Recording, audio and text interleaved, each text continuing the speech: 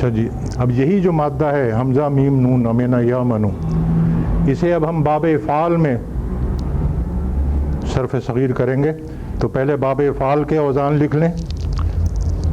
ابھی کتاب میں نہیں لکھنا ہے، کتابیں بند کر دیں، کاپیاں بند کر دیں، میں آپ کو ٹائم دے دوں گا لکھنے کا. باب افعال میں ماضی کا کیا وزن ہے؟ افعلا.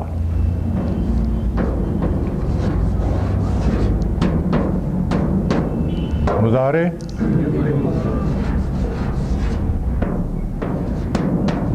یفعل. امر افعل. خلاف قاعدہ آتا ہے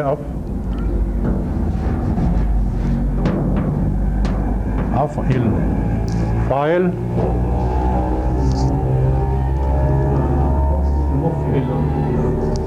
مفعل.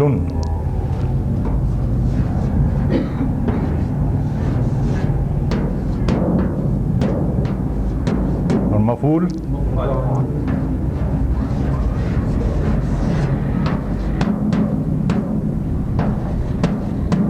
مصدر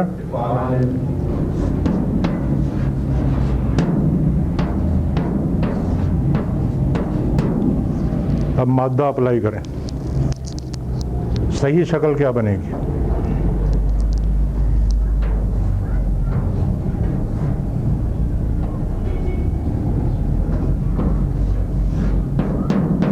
ٹھیک ہے جی. آمنا.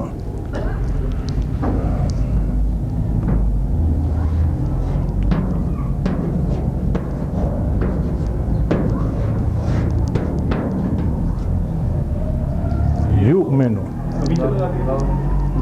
یہ کرسی کا مسئلہ ہے. یہ ابھی میں جب یہ پوری ہو جائے اور میں بھول جاؤں تو یاد دلائیے گا، پھر میں کرسی کا مسئلہ بتاؤں گا آپ کو. یؤمن یہاں پہ کیا بنے گا؟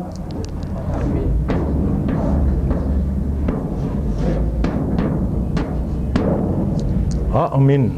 اور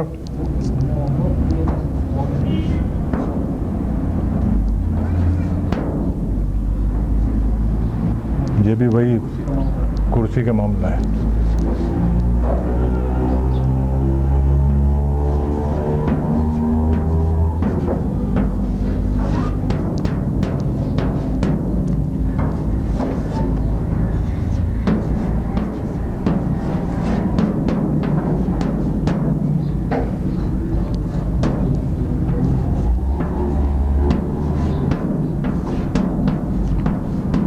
یہ اصلی شکلیں آ گئی آپ کے سامنے. اب قاعدہ اپلائی کریں. یہاں کوئی چینج ہوگی؟ لازمی، اس لیے کہ حمزہ ساکن ہے اور ماقبل بھی حمزہ ہے جو کہ متحرک ہے. تو یہ کیا بنے گا؟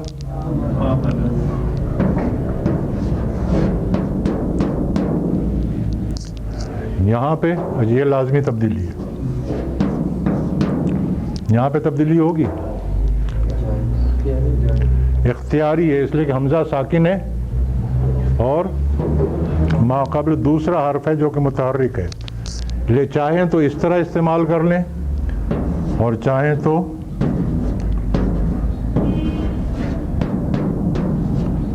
اس طرح یؤمنو. یؤمنو یا یؤمنو دونوں جائز ہیں. یہاں پر لازمی تبدیلی آئے گی.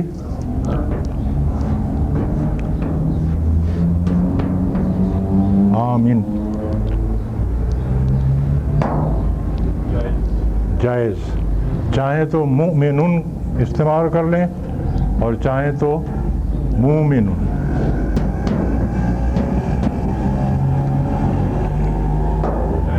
یہ بھی جائز.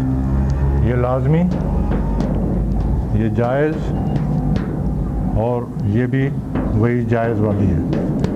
یہاں پر لازمی حمزہ ساکن ہے، ماقبل حمزہ متحرک ہے، اس لیے یہ آئے گا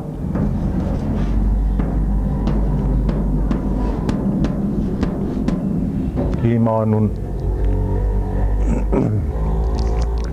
چلے اب یہ لکھ لیں آپ لوگ بورڈ پہ. میرے خیال میں صرف وزن لکھ لیں، باقی تو کتاب میں دیا ہوا ہے. ہاں وہ یہ لکھ لیں تو پھر بتاتے ہیں.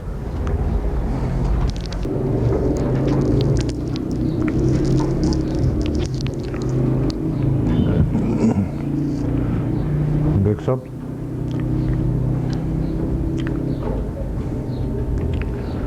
अच्छा जी, अब कुर्सी का मसला समझ लें।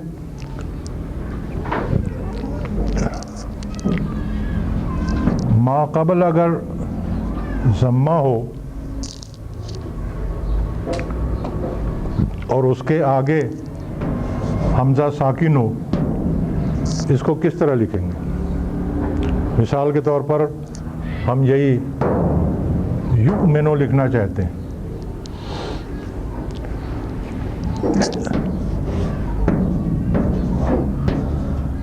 इस तरह ये हमज़ा माना जाएगा, इसलिए कि इस पे अलामत सुकून आ गई, लेकिन इस तरह लिखने का रवाज नहीं है। रवाज ये है कि अगर मा क़ब्ल ज़म्मा है और हमज़ा साकिन लिखना है तो वो हमज़ा साकिन वाव पर लिखा जाएगा यू, लेकिन ये वाव पढ़ा नहीं जाएगा, पढ़ा जाएगा हमज़ा यू। और जहाँ कहीं वाव पढ़ा जाना है और फिर हमज़ा भी पढ़ना है, वो फिर हमज़ा अलग लिखते हैं। जैसे अरबी में एक लफ्ज़ है सूउन, ये फिर हमज़ा अलग लिखा जाता है और वाव पे उसकी जो भी हरकत या सुकून है वो आती है। अब वाव पढ़ा जाएगा सूउन, और अगर इसी को हम इस तरह लिख दें तो अब ये वाव हमज़ा की कुर्सी मानी जाएगी और वाव नहीं पढ़ा जाएगा, फिर कहेंगे सुउन। इसी तरह से मा क़ब्ल अगर कसरा हो और हमज़ा साकिन हो तो उसके लिए या की कुर्सी लाते हैं और उस पे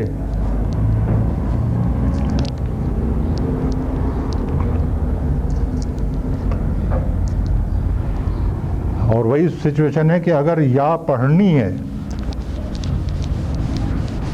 तो या पे उसकी जो भी हरकत या सुकून है वो आएगी और हमज़ा अलग आएगा। जैसे एक लफ्ज़ है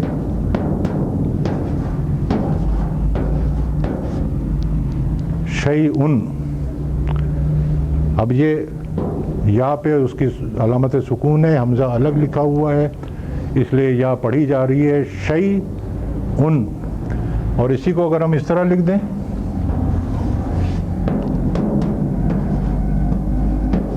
तो अब या नहीं पढ़ी जाएगी, अब हम कहेंगे शाउन। तो ये कुर्सी को से धोखा ना खाएं। अगर वाव या के ऊपर हमज़ा लिखा है और उसकी हरकत लगी हैं तो वाव और या नहीं पढ़ी जाएगी, और अगर वाव या पढ़नी है तो हमज़ा फिर उसके आगे लिखा जाएगा, उसके ऊपर नहीं लिखा जाएगा। ये है कुर्सी का मसला। अच्छा जी, तो ये पहले दो कायदे समझ में आ गए आप लोगों के, लाजमी और इख्तियारी। इख्तियारी में जैसे मैंने आपको पहले बताया था कि लाजमी कायदा सिर्फ एक है, इख्तियारी एक से ज़्यादा है।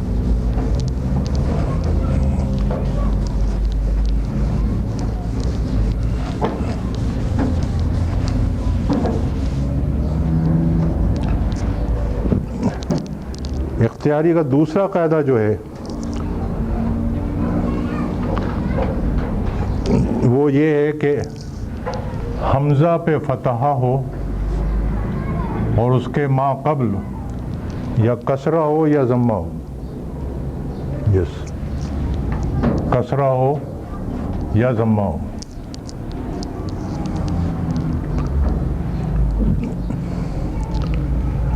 तो ऐसी सूरत में फिर अगर ज़म्मा है तो हमज़ा को वाव में बदल देते हैं, और कसरा है तो हमज़ा को या में बदल देते हैं। इसकी मिसाल देख लें, ये किताब में लिखा हुआ है, इसको नोट करने की ज़रूरत नहीं।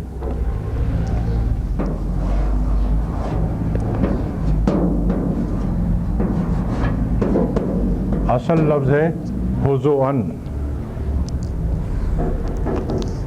मजाक उड़ाना। अब चूँकि हमज़ा पे फतहा है और मा क़ब्ल ज़म्मा है, इसलिए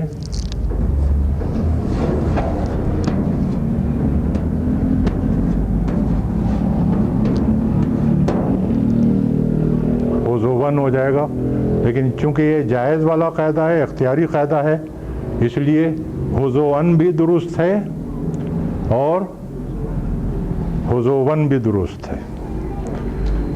ہم لوگ یہاں جو قرآن مجید ہے وہاں آپ کو حضوون ملے گا، افریقہ میں جو قرآن مجید چھپتے ہیں وہاں آپ کو حضوون ملے گا۔ یہ ہے وہ قراءت کا فرق۔ اسی طرح سے ایک لفظ ہے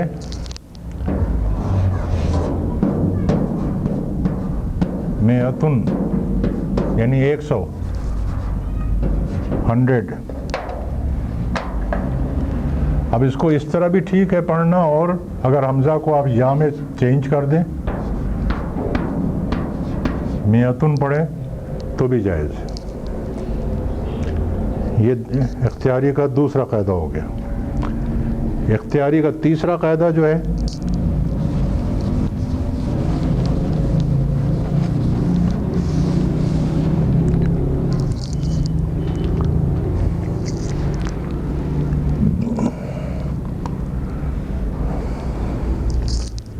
حمزہ متحرک ہو، یعنی فتحہ، ضمہ، کسرہ، کچھ بھی ہو، اور اس سے پہلے یا تو واو ساکن آ جائے یا ساکن آ جائے، تو پھر حمزہ کو اسی لفظ میں بدل دیتے ہیں۔ مثال کے طور پر ایک لفظ ہے نبأ،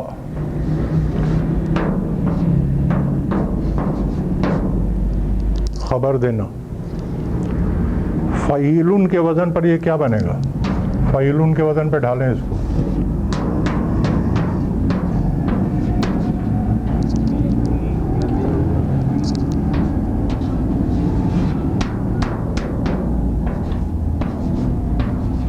اب دیکھیں یہاں یا جو ہے یہ کرسی نہیں ہے حمزہ کی، یا الگ پڑھی جائے گی، اس لیے حمزہ الگ لکھا ہے، اس پہ اس کی حرکت آئی ہے نبی ان۔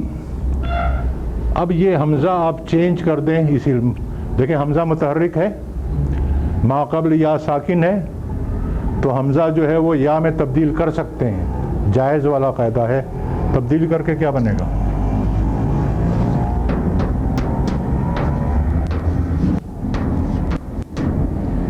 یہ تو میں نے آپ کو سمجھانے کے لیے لکھا ہے، ورنہ صحیح معنوں میں یہ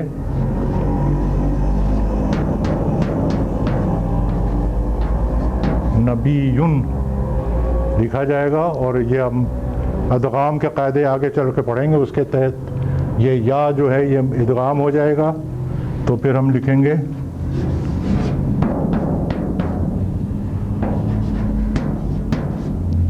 نبیٌ۔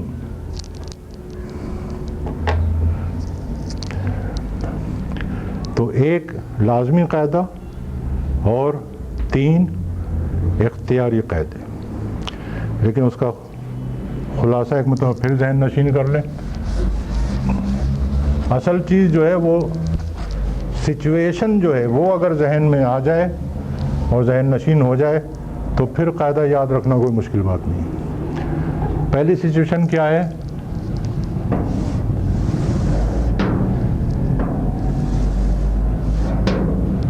یہ جو میں نے خانہ بنایا یہ تو اصل حمزے کے لیے ہے، یعنی لفظ میں جو حمزہ ہے، اور اس سے پہلے جو ہے یہ ما قبل کے لیے ہے۔ پہلی سچویشن جو ہم نے پڑھی وہ یہ کہ حمزہ ساکن ہو اور ما قبل حمزہ متحرک ہو، یہ ایک سچویشن ہے۔ دوسری سچویشن یہ ہے کہ حمزہ ساکن ہو اور ما قبل حمزہ کے علاوہ کوئی دوسرا لفظ متحرک ہو، یہ دوسری سچویشن ہے۔ تیسری سچویشن حمزہ مفتوحہ ہو اور ما قبل کیا ہو جی؟ ضمہ یا کسرہ ہو،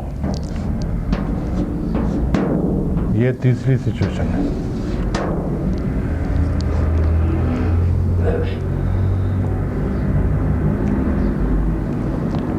اور چوتھی سچویشن یہ ہے کہ حمزہ متحرک ہو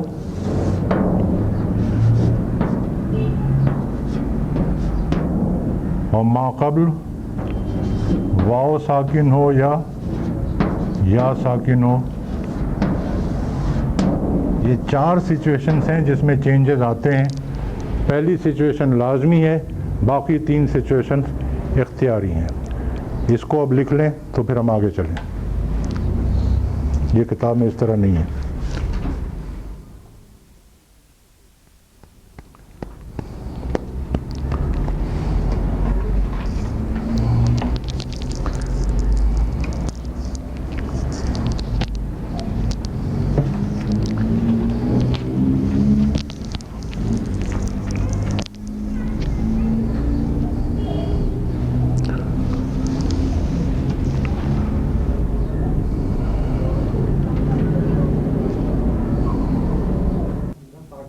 پہلے پیش نہیں آ سکتی کسی حرف پر؟ یہ ہے نا پیش.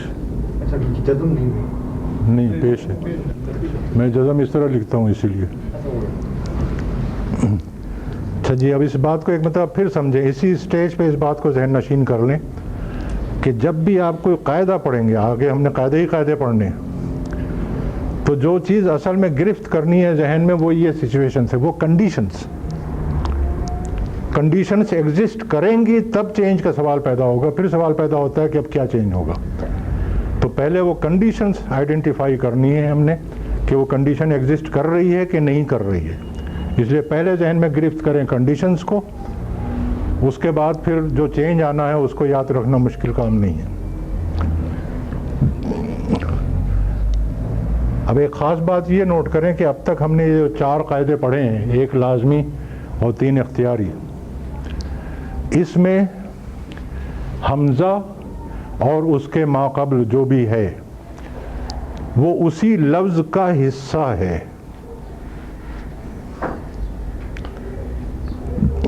یاد آیا آپ کو ابھی ہم نے جو ایکسرسائز کی تھی امینہ یا منو کی صرف صغیر، اسی لفظ کا ہی پارٹ اینڈ پارسل ہے ماقبل.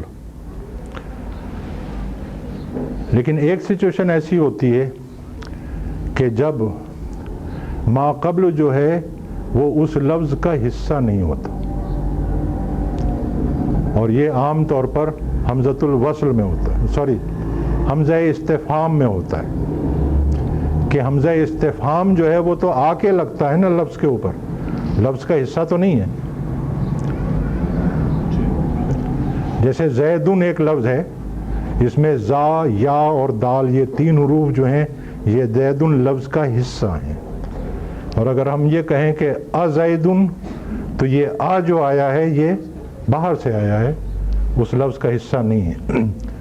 تو حمزہ استفہام جب آتی، اس لیے اس کو ہم یہ قاعدہ جو حمزہ استفہام کا ہے یہ ان سے مطابقت نہیں رکھتا، ان کو ہم الگ بیان کرتے ہیں.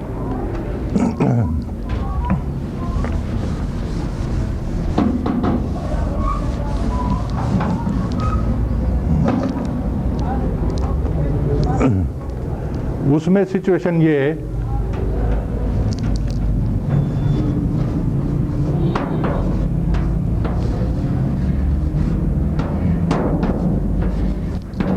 حمزہ استفہام کے بعد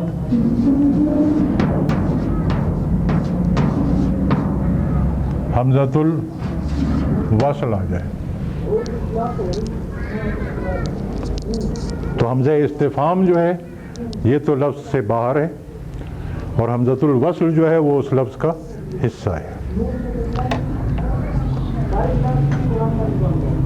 حمزۃ الوصل 2 طرح کے ہوتے ہیں.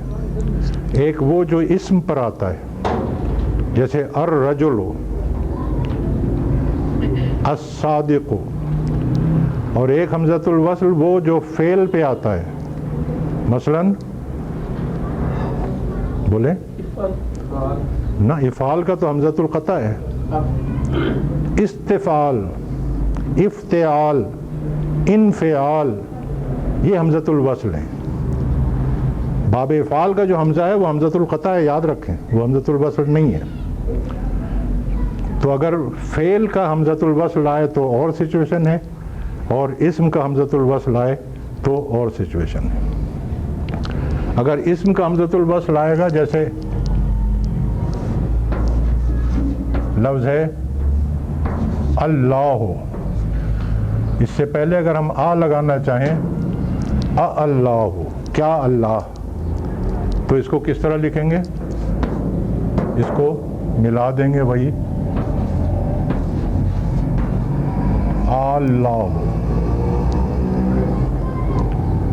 قرآن مجید میں آیا ہے الذکرین،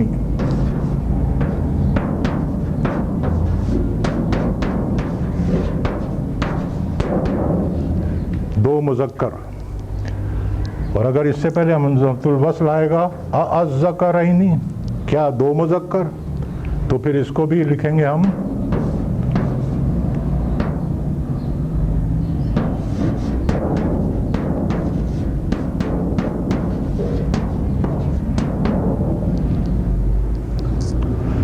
یہ کتاب میں دیا ہوا ہے، ایز اٹ از دیا ہوا ہے، ڈونٹ وری۔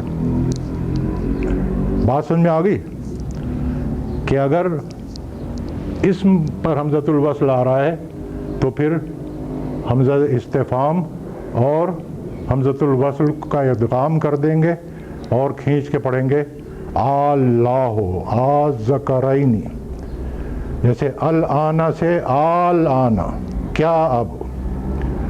اور اگر فعل پہ آ رہا ہو،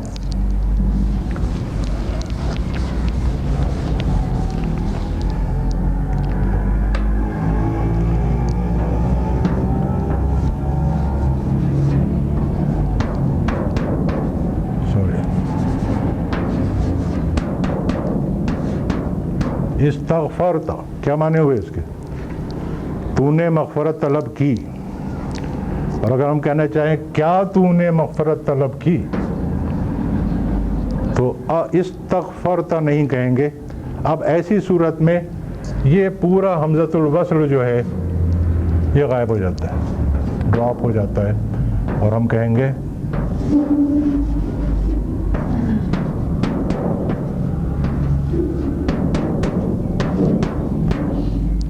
استغفرت۔ نوٹ کریں، استغفرت کا مطلب ہے تو نے مغفرت طلب کی، اور استغفرت اصل میں ہے استغفرت، وہ حمزۃ الوصل غائب ہو گیا ہے۔ استغفرت کا مطلب ہے کیا تو نے مغفرت طلب کی۔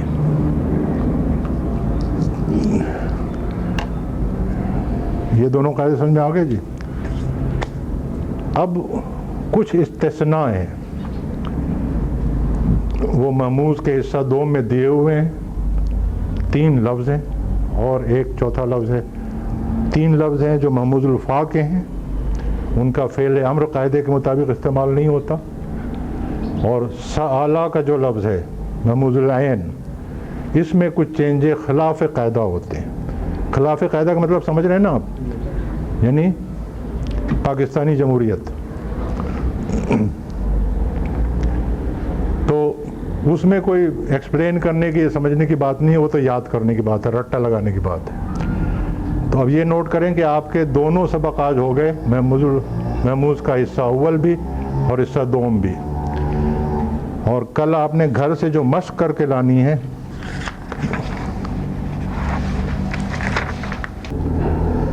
اس ترجمے میں سب سے پہلے ہمیں لفظ من کو سمجھنا ہے۔ یہ من کا جو لفظ ہے یہ اصلاً اوریجنلی واحد ہے، لیکن اس کی جمع نہیں آتی۔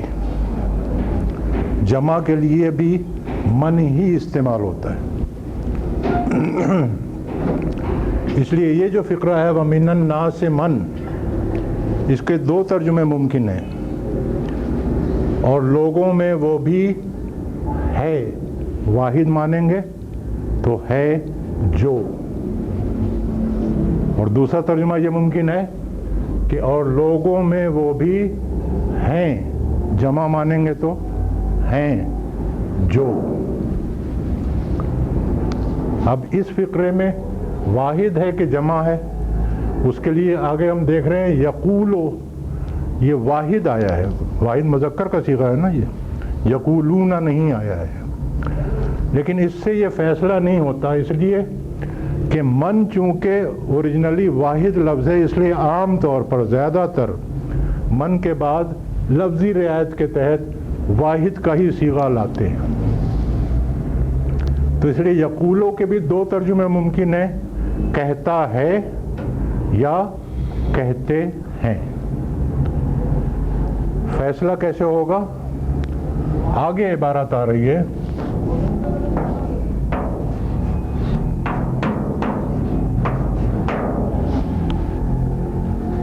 اور ابھی ہم نے دیکھا تھا کہ یہ جمع متکلم کا صیغہ ہے. تو آمنا نے یہ ڈٹرمن کیا کہ یہاں پر وہ بھی ہے کا ترجمہ غلط ہوگا، وہ بھی ہیں. کہتا ہے کا ترجمہ غلط ہوگا، کہتے ہیں کہ ہم ایمان لائے. اگر یہاں آمنا کے بجائے ہوتا آمنتو، تب ہم کہتے کہ ہیں کا ترجمہ غلط، ہے کا ترجمہ درست. کہتے ہیں کا ترجمہ غلط، کہتا ہے کا ترجمہ درست. آمنا نے فیصلہ کیا ہے کہ یہ من جو ہے یہ جمع کے طور پر آیا ہے، اور لوگوں میں وہ بھی ہیں جو کہتے ہیں ہم ایمان لائے. آگے پھر آسان ہے، باللہ اللہ پر، وبالیوم الآخر اور آخری دن پر. یہ مرکب توصیفی ہے، اس حساب سے ترجمہ ہوگا آخری دن پر. وما ہم بمومنین، ما ہم مبتدا، اور مومنین جو ہے یہ ما کی خبر ہونے کی وجہ سے منصوب ہو سکتی تھی، با لگ گیا اس لیے مجرور ہے. اور ترجمہ ہم کریں گے کہ اور وہ لوگ ایمان لانے والے نہیں ہیں. اسم الفاعل کے حساب سے کرنا ہے ترجمہ، ایمان لانے والے نہیں ہیں.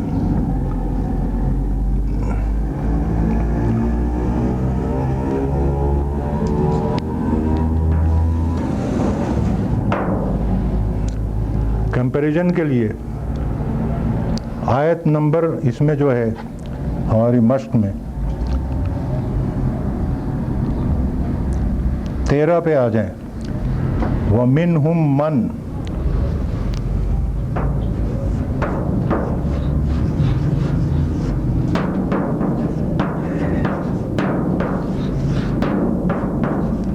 یہاں بھی سچویشن وہی ہے کہ اور ان میں ہیں بھی کہہ سکتے ہیں اور ہے بھی کہہ سکتے ہیں. جو آگے کیا ہے؟ یقولو، پھر وہی واحد کا صیغہ ہے.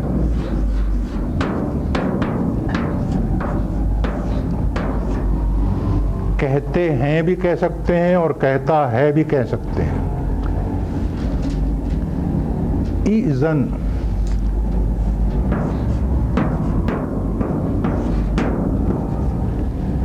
آپ اجازت دیں. اب کیسے فیصلہ ہو کہ یہ من جمع ہے یا واحد ہے؟ کیا ترجمہ کریں؟ لوگ ان میں وہ بھی ہے کہیں یا ہیں کہیں، کہتا ہے کہیں یا کہتے ہیں کہیں. آپ اجازت دیں. آگے آ رہا ہے لی، لنا نہیں آیا. اگر لنا آتا تو ہم ترجمہ کرتے کہ اور ان میں ہیں اور ان میں وہ بھی ہیں جو کہتے ہیں آپ اجازت دیں ہم کو. لیکن لی آیا ہے مجھ کو، تو ہم ترجمہ کریں گے اور ان میں ہیں، ان میں ہے جو کہتا ہے آپ اجازت دیں مجھ کو. بات سمجھ میں آ گئی من کی؟ اب ترجمے کے متعلق ایک بات اور سمجھ لیں کہ اگر نیت ہے قرآن مجید سمجھنے کی تو پھر ترجمے کی پریکٹس اور طرح سے ہوگی، اور اگر نیت ہے دبئی جانے کی تو پھر ترجمے کی پریکٹس اور طرح سے ہوگی. تو اب نیت کا حال تو اللہ میاں کو پتہ ہے، لیکن ہم نے یہ فرض کیا ہوا ہے حسن ظن کہ آپ میں سے ہر شخص یہاں پر قرآن مجید سمجھنے کی نیت سے آیا ہے. تو قرآن مجید اگر سمجھنا ہے تو ترجمہ تحت اللفظ کریں، با محاورہ ترجمہ فی الحال نہیں. لیکن تحت اللفظ ترجمے میں بھی ایک بات سمجھ لیں، انتہا پسندی جو ہے وہ ٹھیک نہیں ہوتی ہے. تحت اللفظ جب ہم کہتے ہیں تو اس کا مطلب یہ ہے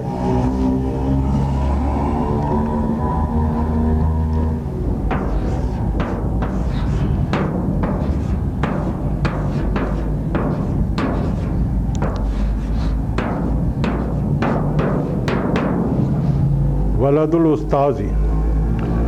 اب آپ کہیں گے جی آپ نے تو کہا تھا کہ تحت اللفظ ترجمہ کرنا ہے، اس لیے میں کر رہا ہوں. لڑکا استاد، یہ میرا مطلب نہیں ہے. مرکبات ہم پڑھ چکے ہیں، ہمیں پتہ ہے کہ مرکب اضافی ہے اور مرکب اضافی کا ترجمہ کراس ہوتا ہے. تو اس لیے ہم ترجمہ کریں گے استاد کا لڑکا. اسی طرح سے مرکب توصیفی آئے گا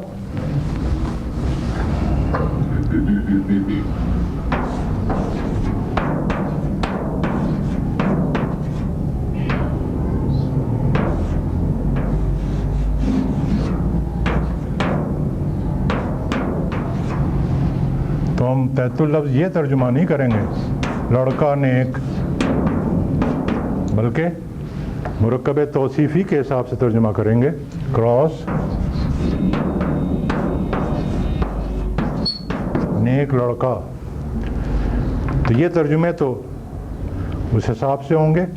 جب ہم کہتے ہیں تحت اللفظ ترجمہ تو اس سے مطلب یہ ہے کہ جملے کے جو اجزاء ہیں، جملے کے اجزاء سمجھتے ہیں نا، مبتدا، خبر، متعلق خبر، فعل، فاعل، مفعول، متعلق فعل، یہ جو اجزاء ہیں جس ترتیب سے جملے میں آئے ہیں اسی ترتیب سے ان کا ترجمہ کرنا ہے. تب جا کے قرآن مجید صحیح معنوں میں سمجھ میں آئے گا. اور جب سمجھ میں آ جائے اس کے بعد پھر آپ بامحاورہ ترجمہ کریں، لا حرج. ٹھیک ہے بیگ صاحب.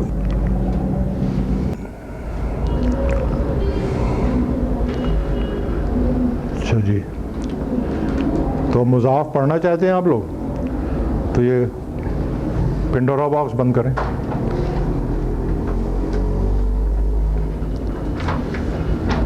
یہ ہم نے دیکھ لیا ہے مضاف کس کو کہتے ہیں، جس مادے میں ایک حرف دو مرتبہ آ جائے. اس کے لیے اصطلاح ہے، بجائے اس کے کہ دو حرف ہم کہیں اور پہلا حرف اور دوسرا حرف کہیں، اس کے لیے اصطلاح ہے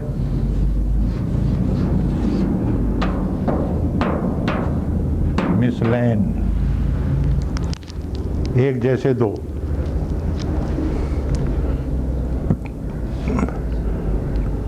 اور ہوتا یہ کہ جب مادے میں ایک حرف دو مرتبہ آ جاتے ہیں تو ان کو ملا کے پڑھتے ہیں. جیسے ایک مادہ ہے حبا، ہا با با مادہ ہے، اس کا مصدر ہے، چلیں حبن کر دیں، مصدر ہے حبن. تو اس طرح نہیں لکھیں گے بلکہ اس کو ملا کے لکھ دیں گے حبن. اس کو کہتے ہیں ادغام کرنا. دو مثلین آ جائیں گے تو ان کو ہم ادغام کر دیں گے، ملا کے لکھیں گے. لیکن بعض اوقات نہیں ملاتے ہیں. مثال کے طور پر ایک لفظ ہے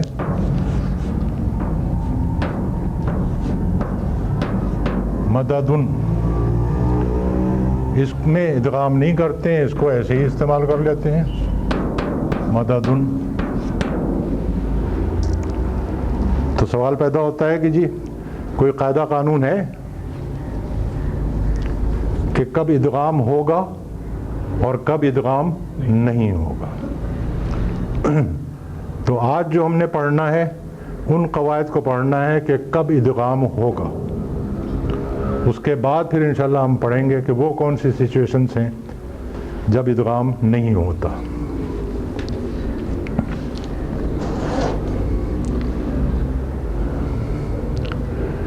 اب کسی مادے میں ایک حرف کا 2 مرتبہ آنے کے 3 صورتیں ہیں۔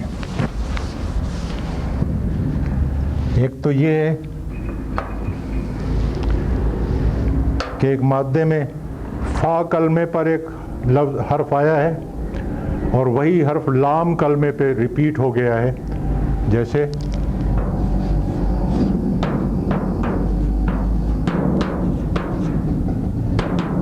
سلوسن، 1/3، سلوس جسے ہم کہتے ہیں۔ اب ظاہر ہے کہ اس میں ادغام ممکن نہیں ہے، بیچ میں ماشاءاللہ لگا ہوا ہے، اس لیے ایسی صورت میں ادغام نہیں ہوگا، یہ ہمارے ڈسکشن کے باہر ہے۔ دوسری صورت یہ ہے کہ فا کلمہ اور عین کلمہ پر ایک ہی حرف ریپیٹ ہو جائے، جیسے ببرن، ببرن کے معنی ہم کہتے ہیں شیر ببر، ببرن کے معنی ہے شیر۔ ایسے الفاظ عربی میں بہت کم ہیں جس میں فا اور عین کلمہ جو ہے وہ مثلین ہو، اور جتنے بھی الفاظ ہیں وہ سارے کے سارے ادغام کے بغیر استعمال ہوتے ہیں، اس لیے یہ بھی ہمارے ڈسکشن کے باہر ہو گیا۔ اب تیسری صورت یہ ہے کہ عین کلمے اور لام کلمے پر ریپیٹیشن ہو، جیسے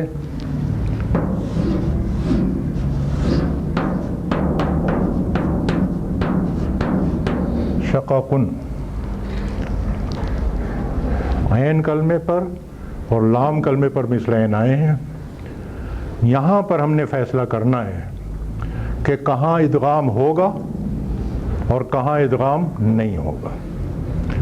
تو جہاں ادغام نہیں ہوگا وہ تو ہم بعد میں دیکھیں گے، ادغام کرنے کے کیا قاعدے ہیں وہ ہم سمجھ لیں۔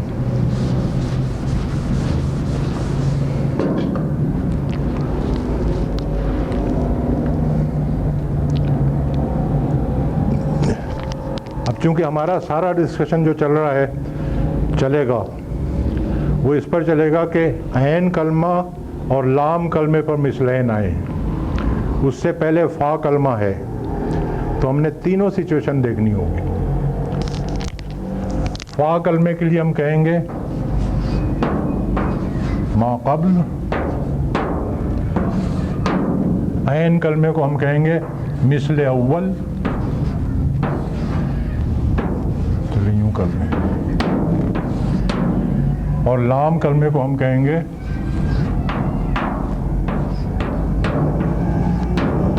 مثل ثانی۔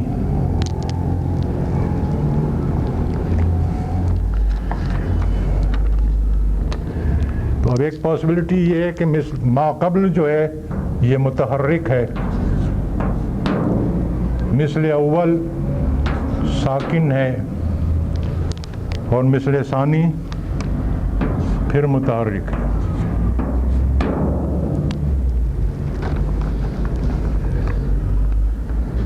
مثلاً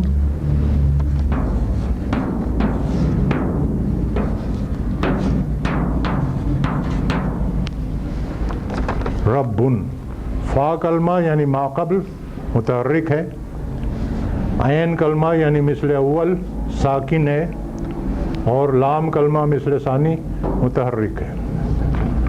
تو ان کو ہم ملا کے لکھ دیں گے،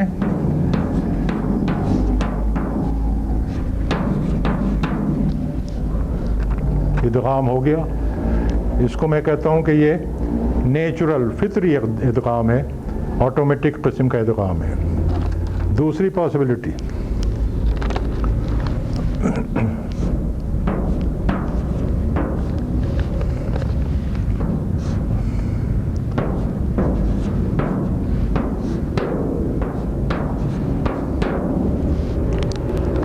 ما قبل بھی متحرک، مثل اول بھی متحرک، مثل ثانی بھی متحرک۔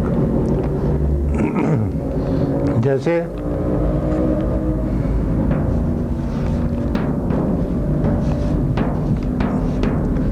مدد، ما قبل متحرک، مثل اول متحرک، مثل ثانی متحرک۔ ایسی صورت میں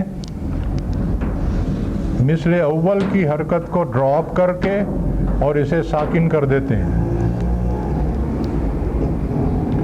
اور پھر ادغام کر دیتے ہیں، یعنی مددن کو ہم کر دیں گے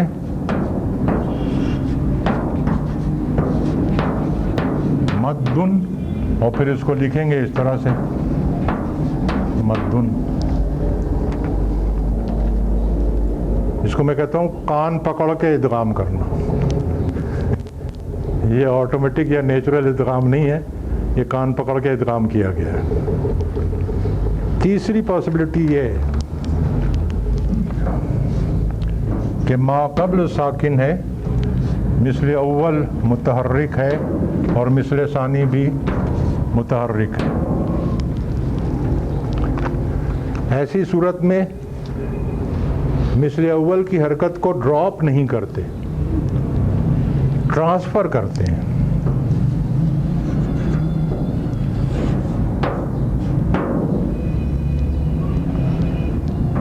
اور اس کا سکون جو ہے وہ اس سے چھین کے اس کو دے دیتے ہیں۔ جیسے مددہ کا باب نصرہ سے آتا ہے، یہ مضارع کیا بنے گا؟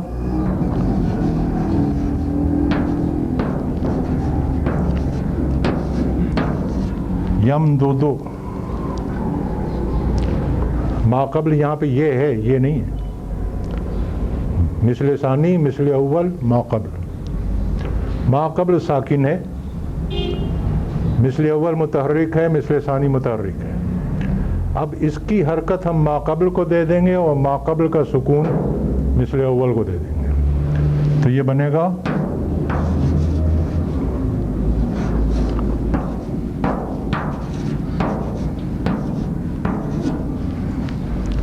یمد، اور پھر ہم اس کو لکھیں گے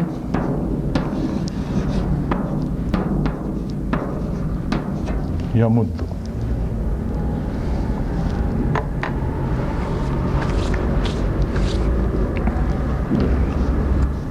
یہ تین سچویشنز ہیں جس میں ادغام ہوتا ہے۔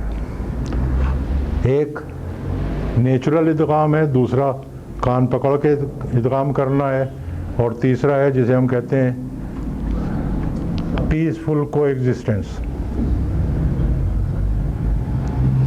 اس کی حرکت ما قبل کو دے دیا اور ما قبل کا ساکن اس پہ لگا دیا اور پھر ادغام کر دیا۔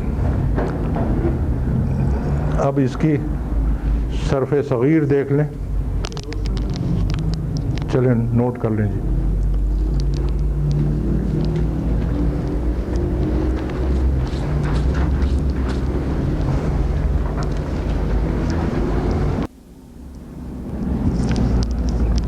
اب اس میں ہم نے شین قاف قاف مادے کو فٹ کرنا ہے۔ پہلے اصلی شکلیں بنائیں۔ فعلا کے وزن پہ کیا بنے گا؟ شقاقہ،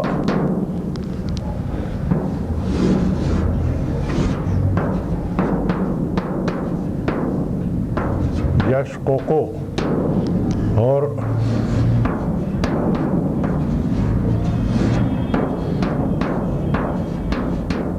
شاققن۔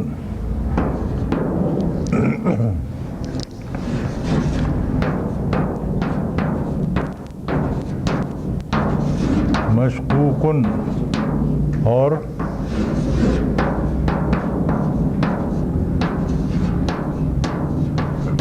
شقن۔ اب دیکھیں کہ جو ہم نے تین قاعدے پڑھے ہیں ان میں کہاں کہاں کون سا اپلائی ہو رہا ہے۔ شققن یہاں پہ قاعدہ نمبر 2 اپلائی ہوگا. ما قبل بھی متحرک ہے, مثل اول بھی متحرک ہے, مثل ثانی بھی متحرک ہے. تو ہم کیا کریں گے کہ مثل اول کی حرکت جو ہے یہ ضبط کر لیں گے, اسے ساکن کر دیں گے. شقن پھر اس کا ادغام کر دیں گے تو یہ استعمال ہوگا شقن. اچھا سوری, شقہ. یشققو یہاں پہ کیا پوزیشن ہے؟ قاعدہ نمبر 3 ما قبل ساکن ہے, مثل اول متحرک ہے, مثل ثانی متحرک ہے. اب کیا کریں گے؟ مثل اول کی حرکت ما قبل کو دیں گے اور اس کا سکون مثل اول کو دیں گے تو یہ بنے گا یشق.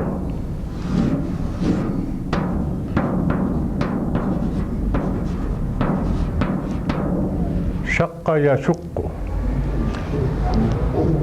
اور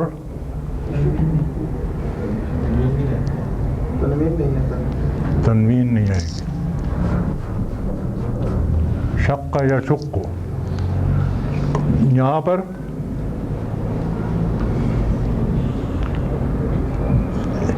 یہ الف کو تو ہم کچھ مانتے ہی نہیں نا, اس لیے ما قبل جو ہے متحرک ہے, مثل اول متحرک ہے, مثل ثانی متحرک. تو مثل اول کو ساکن کریں گے, پھر ادغام کریں گے.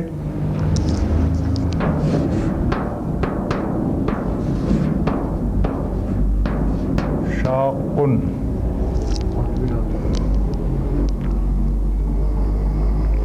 یہاں پہ کیا پوزیشن ہے؟ مثل اول اور مثل ثانی کے بیچ میں ماشاءاللہ لگا ہوا ہے, اس لیے ادغام نہیں ہو سکتا. یہ ایز اٹ از استعمال. اور یہ تو قاعدہ نمبر 1 ہے, نیچرل ادغام ہے.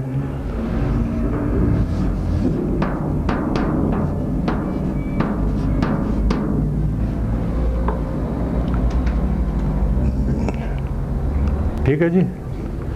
اچھا آپ دیکھیں باب تفعیل میں صرف ایک وزن لے لیں تو بات سمجھ میں آ جائے گی. آپ چلیں 2 لے لیتے ہیں. باب تفعیل میں ماضی مضارع کا کیا وزن ہے؟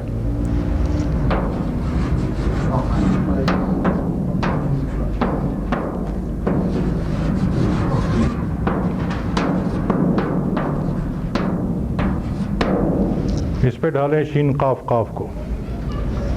اصلی شکل جو بنے گی وہ ہے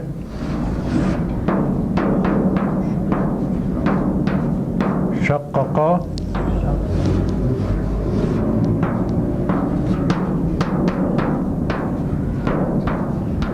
یشقق.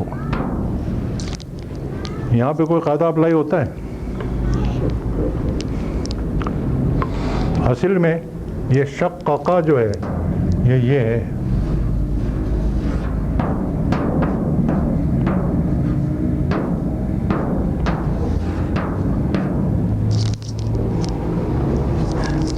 یہی ہے نا.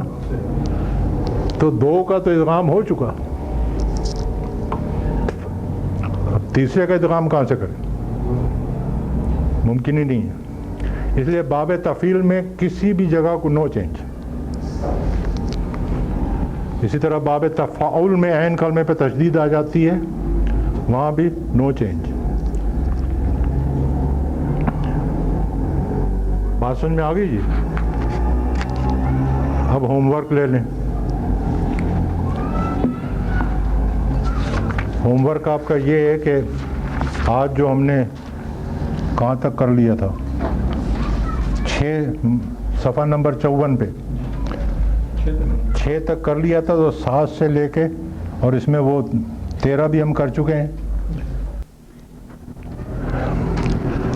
دوسرے حصے میں اس بات کا ذکر تو ہے کہ 2 افعال کو مجزوم کرنے کے لیے حرف شرط آتا ہے ان, یا اسماء شرط آتے ہیں, لیکن اس کی پھر وہاں پہ کوئی زیادہ وضاحت نہیں موجود ہے. اب یوں دیکھ لیں,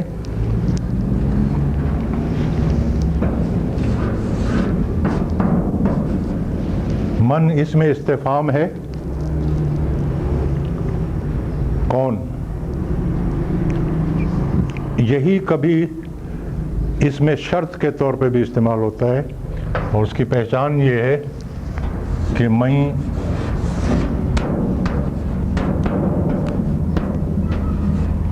یفعلو،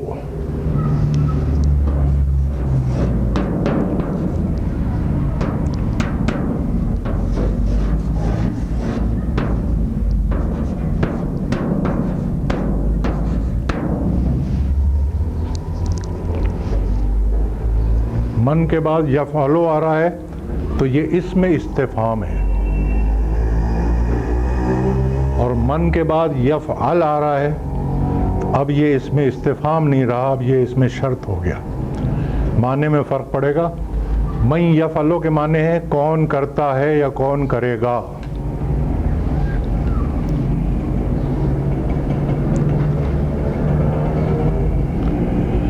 اور من یفعل کے معنی ہو جائیں گے جو کرے گا۔ اب یہ شرط ہو گئی، آگے جواب شرط آئے گا، جو کرے گا اس کے ساتھ یہ ہوگا۔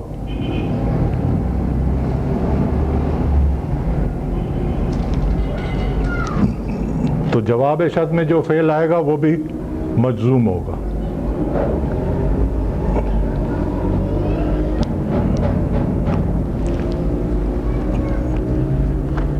یہی چیز پھر فعل امر میں بھی آتی ہے، یہاں پہ ہے فخذھا، کہ آپ اس کو پکڑیں قوت سے، اور اس کے بعد آ رہا ہے وَأْمُرْ، اور آپ حکم دیں اپنی قوم کو۔ کیا حکم دیں؟ یہ جواب امر ہوگا، تو اس لیے یا خذو جو ہے یہ مجزوم ہے۔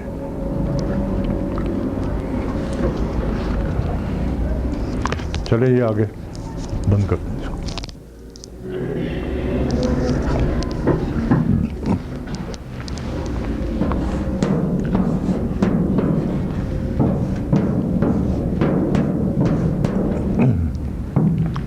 از اور اذا یہ دونوں ظرف زمان ہیں۔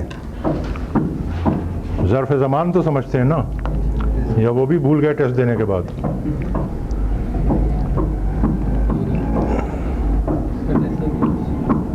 ٹیسٹ ہی نہیں دیا پھر کیا یاد رہے گا؟ اسم الظرف تو پڑھا ہے۔ اس میں ظرف ہے، اور اسم الظرف دو طرح کا ہوتا ہے، ظرف مکان جہاں جگہ کا تصور ہو، اور ظرف زمان جہاں زمانے کا تصور ہو۔ تو یہ دونوں ظرف زمان ہیں، ان دونوں کا اصل مطلب جو ہے وہ ہے جب۔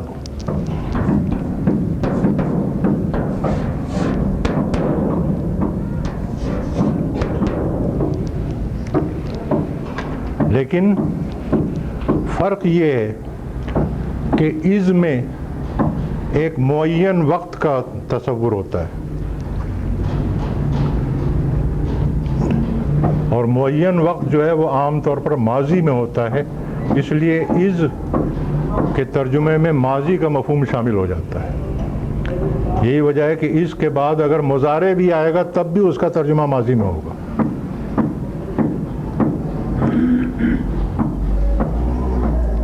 اور وہ مفہوم جب سے ادا ہو جاتا ہے۔ لیکن اذا میں انڈیفینٹ پیریڈ، کوئی معین وقت نہیں ہے، تو وہ عام طور پر مستقبل کا ہوتا ہے، اس لیے اردو میں یہ مفہوم جو ہے اصل میں جب بھی سے ادا ہوتا ہے۔ جب بھی، جب کبھی۔ یہی وجہ ہے کہ اگر ماضی پر بھی اذا آ جائے تو اب ماضی کا ترجمہ بھی ہم مستقبل میں کرتے ہیں۔ یہ ہے فرق از اور اذا کا۔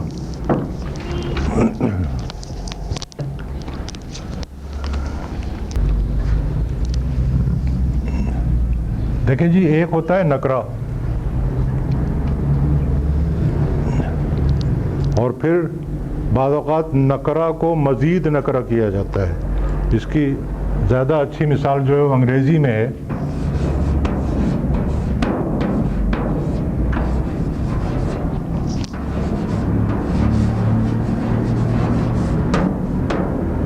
گیو می اے بک، اے بک یہ نکرہ ہے، یعنی کوئی سی بھی کتاب دے دو میرا گزارا ہو جائے گا۔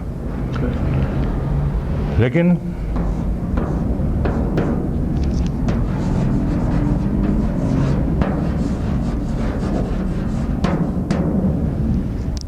Give me any book. अब कोई फ़र्क पड़ा? इसको कहते हैं नकरा को मज़ीद नकरा करना. यही मफ़हूम है, यही फ़र्क है अजरिन और मिन अजरिन का. अजरिन भी नकरा ही है कि कोई अजर कोई बदला नहीं चाहिए, लेकिन मिन अजरिन वो फिर वही सेंस है, मज़ीद नकरा कि किसी किस्म का कोई अजर नहीं चाहिए. हाँ जी, आप सवाल पूछ रहे थे कोई हैं? हाँ